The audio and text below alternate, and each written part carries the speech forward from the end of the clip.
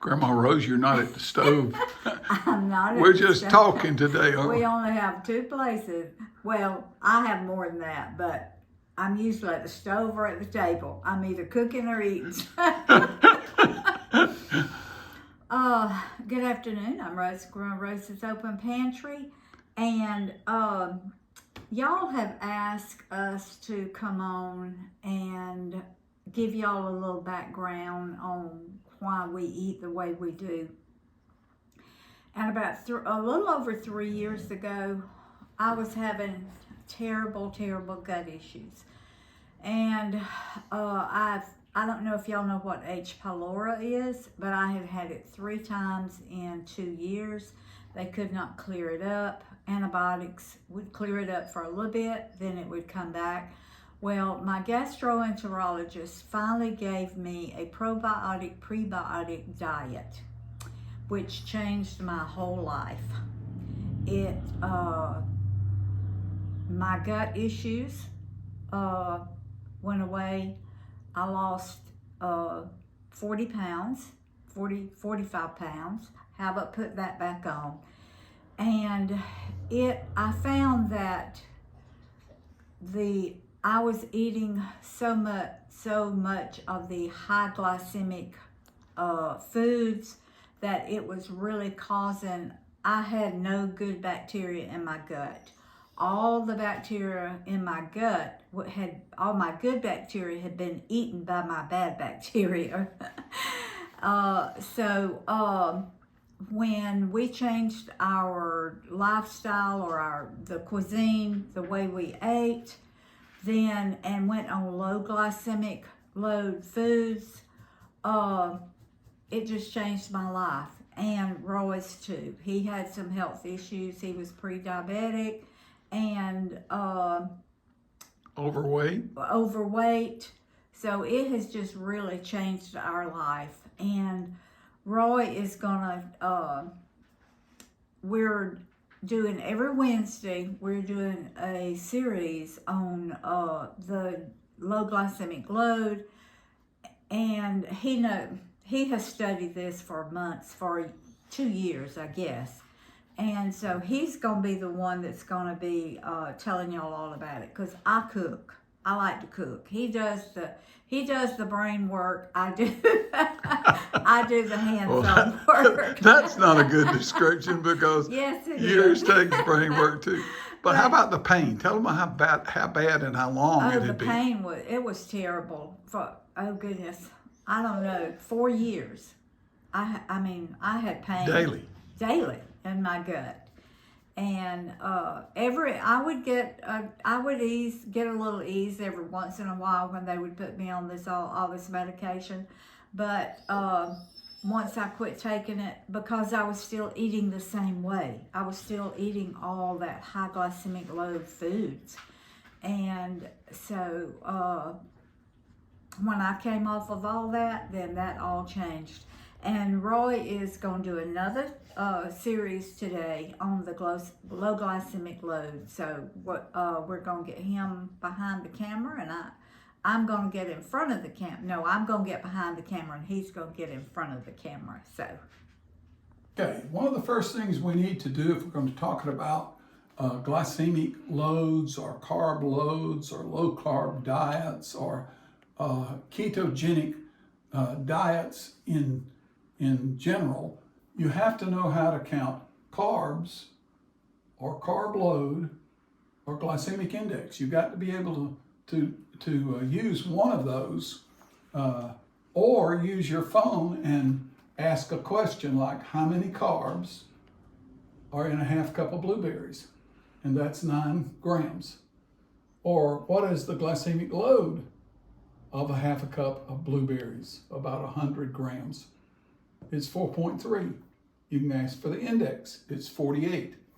Now, if you're counting carbs, you can also get the glycemic load counter and use it. It's 800 foods, and it lists the glycemic load, the glycemic index, calories, and carbs per 100 grams, and the fat. So you get all of that information regardless of which you're looking for, or if you want to use the combination of that. Now, the carb load, if we just take a particular food, somebody wants to sit down and eat some blueberries and wants to know. We look up blueberries in the book, or we look up blueberries on our phone by just asking the question, how many carbs are in a half a cup of blueberries? It'll give you 9 grams. 9 grams of carbs in that half a cup. Now, and of course, you can go right on for all foods. So that's if you're looking for the carb load on one particular dish. But what if you were looking for the carb load or the carbs in this squash casserole that Rose cooked yesterday and we ate and that was so good? Well, you have to do a little more calculation. First, you have to know what your recipe is, what you put in it. So let's look at what we put in the squash bacon casserole and see how we would approach that. Well, she put 6 half cups of squash. The glycemic load is 0. The glycemic index is 1.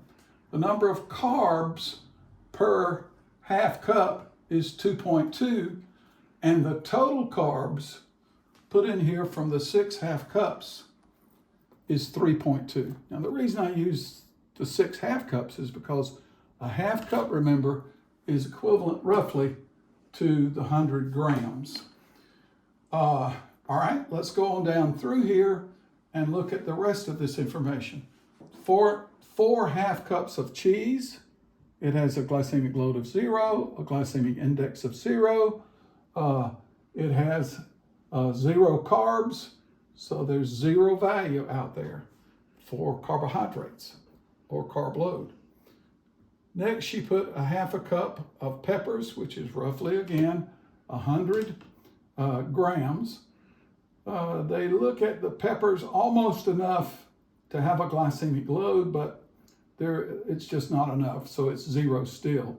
The glycemic index is 1. The carbs in 100 grams is 2.6 grams. So in the casserole dish, because she put 100 grams equivalent, only 2.6 grams in the final dish. Then the 2 eggs is 0 all the way across.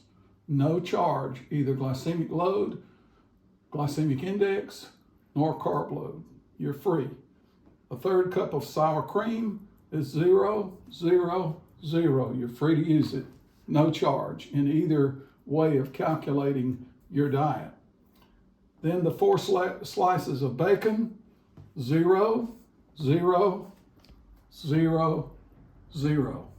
So in this casserole, there's 7 to 8 cups. Before we ate half of this casserole over the last couple of days, there were 7 to 8 cups, full cups, servings. 1 cup serving, we figure is a serving for an adult, a half cup serving for a child. But anyway, how would we know then how many carbs, for example, are in a serving, a cup? Well, we would just, now that we've got it calculated, the total of these 2 ingredients, the peppers and the squash, the total grams in the whole dish is 13.2 grams and 2.6 grams. That's roughly 16 grams. All right. Now, we could say 7 to 8 cups were in the whole dish. You need to know that to be able to calculate the carb load or the number of carbs in a cupful. So if you got, we're going to say 7 cups in the dish, 7 cups, and you got a total of 16 grams of carbs. So this is a very low number of carbs for a cup of this casserole. It's roughly 2.3 grams of carb. Now that's using carbs. So if you're a carb counter and you wanted to know how much was in a cup, that's very simple to do. Okay, let's take a look at carb load. First, there's a way to calculate the carb load if you know the carbs in a food and the glycemic index. And the formula is simple. Let's take the blueberries. You multiply the carbs, so it's carbs times glycemic index, how fast the carbs spike your sugar, carbs times glycemic index divided by the result divided by 100 grams, because that's what we're using. So carbs times glycemic index equals divided by 100 will give you the answer. So let's just do that. Rose likes for me to show in practical application. So let's say 9, where did I get that from? The number of carbs, times the 48, which is the glycemic index, and that equals 432, divided by 100 grams, which gives you 4.3. So that's how you would calculate the carb load. This is the carb load. It's actually the glycemic carb load. It's the GL, the glycemic load right here. 4.3, that's where that came from. The carbs times the GI, how fast it spikes, divided by 100. Now you don't have to calculate that. You just either look it up in the book or ask Google. But now, to show you if we're using carbs, the result was 2.3 carbs in a cup, which would be good for anybody's diet. But look over here on the glycemic load. The glycemic load of these, and you can see why, 0 times 0 is 0. And so nothing here, for example, if you plug this 2.6 grams into the formula, you come up with 0.002 something, I think, the way it comes out. So it's just slight bit of glycemic load there. So if you add up all the glycemic load numbers for all of these ingredients in this casserole, it's 0. The glycemic load in this casserole is 0. The carb count of the actual carbs in the food gives you a small number. The glycemic load doesn't. Why? Let me see if I can explain that to you. The carb load, let's suppose, of a pineapple here. This is supposed to be yellow. I hope y'all can see it. The carbs in it is 12.2 for 100 grams. 12.2 carbs, that's the carb count. The glycemic load carb number is 6 in 100 grams, so that's roughly half. Why is that? The carb count is looking at the food before you eat it. That's how many carbs are in there.